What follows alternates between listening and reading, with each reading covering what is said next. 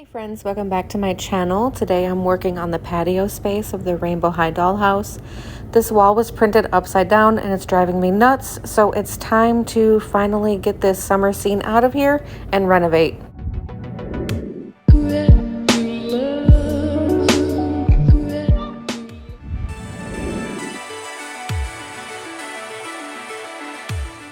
Now, because the surface of this is really smooth and varnished, I'm going to go ahead and just sand it down a little bit, just the first couple layers of the surface, to make sure that my decoupage will work and everything will dry and not peel.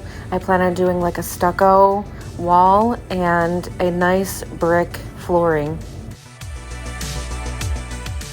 Here I've got some glue and some water, and I'm going to be doing like a paper mache here with paper towels that I've torn in half to do the stucco effect. I'm going to give each paper towel a nice crumple and then flatten them back out, and this is going to do like a really cool textured stucco effect when I'm done.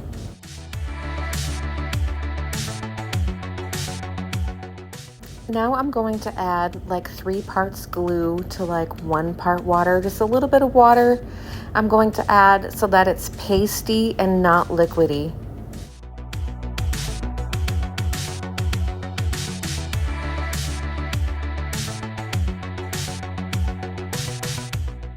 Once I've gotten my mixture the way that I like, I'm going to add it by section to the wall.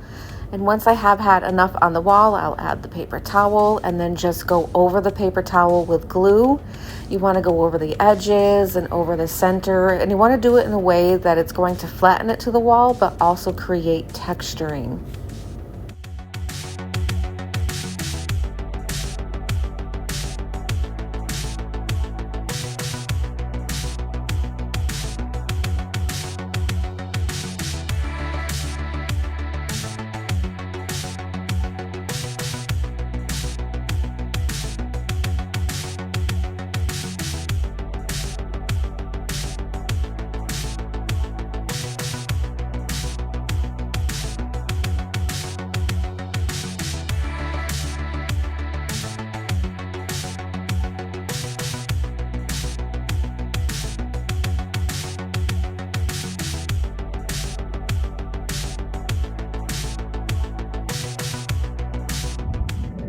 And here is that first layer of stucco. I think it looks so cool.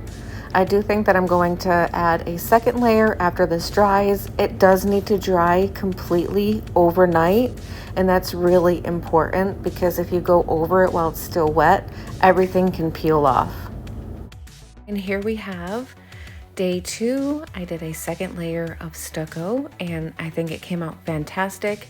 You can just work it with your fingers a little bit while it's still wet to get out any blemishes or add more wrinkles, but I'm going to let this dry overnight, and then tomorrow we are going to add some Mod Podge. Make sure it dries overnight completely. Got this Mod Podge from the Dollar Tree, and it works so great to seal in that stucco so that when you paint over it, nothing chips or breaks or falls off. I'm going to spread this on nice and thick and even so that it will harden up very well by tomorrow, and then we can start adding the first layers of paint and figure out how we're going to decorate the walls before we add floor. So I had this idea that maybe I can take some foam board and add like an arch for some architectural element, and then I went over that with 2 layers of the stucco. And I accidentally did it with a paintbrush that I had used with black paint, but that's okay. I can get rid of that with paint and some touch-ups. Now that that's all dried, I'm going to take some tan and some gray and some white, and I'm going to mix it together to do our first base coat of the stucco wall. And I'm going to mix it in a way so that it's a bit marbled looking and not fully mixed, so that when you go over the wall, it's not all like one solid color. And then after that dries, I can still see the RH in some areas. So I'm going to go ahead and get a second coat done. And then while that's drying, we're going to work on the floors. I am using cork board sheets with an adhesive backing. And then I just cut them into bricks.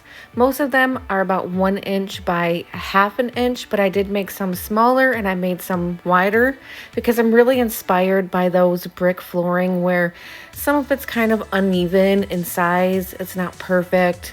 It's aged a little bit. It's been redone in some areas. So I made sure that I put it in a pattern that was cohesive but unique.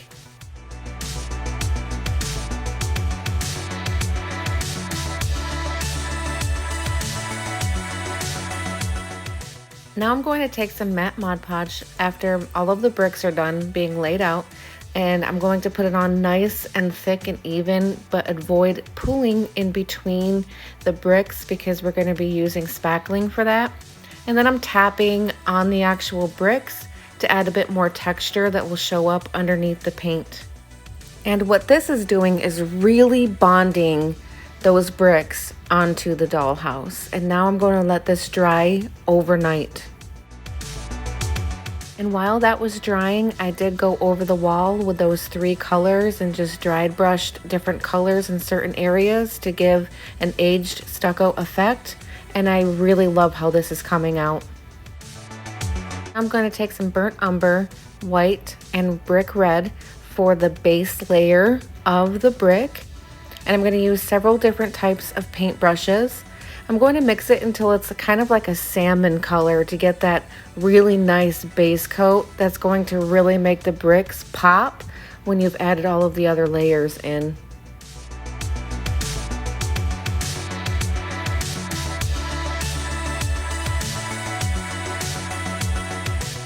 Now I'm going to go in with that leftover salmon color, burnt umber, gray, dark gray, tan, and brick red. And I'm going to paint it in a way so that it's really, really vibrant and super realistic. You want to paint it super vibrant because we're going to be doing spackling over it and we really want those colors to show underneath. Now I'm going to take matte Mod Podge and I'm going to coat all of that brick once it's dried to seal the paint. Now I'm going to take this drywall repair kit that I have on hand to do spackling. I'm just going to put it on my finger and then drive it over the bricks section by section into all of those spaces in between the bricks. And then once I'm satisfied, I'm going to take a wet washcloth and just gently rub off any extras off of the brick. This is why sealing the paint on the brick was so important so that it doesn't rub off during this step. I also have some sandpaper on hand just in case the wet wipe doesn't work in some areas. And then here it is after the spackling, and I think it looks great. I'm going to let that dry overnight. Now that that spackling is dry, I'm going to take some gloss Mod Podge this time and do a nice thick even coat over the entirety of the flooring, and I'm not going to care about pooling in between those bricks this time. I'm going to let that dry for about an hour and then do another layer. I'll probably do 2 or 3 layers, allowing to dry in between each. And here we have the finished stucco wall and brick flooring. I'm so proud of how it came out. It was a lot of hard work, but totally worth it. It's so realistic. Next, I'm going to be adding some pillars on either side of the arc. Maybe add like my water fountain to this area, or maybe even a fireplace. I'm not exactly sure, but thank you for watching part 1 of the patio renovation, and stay tuned for part 2. I'm super excited. And as always, thank you so much for watching, and have a good one.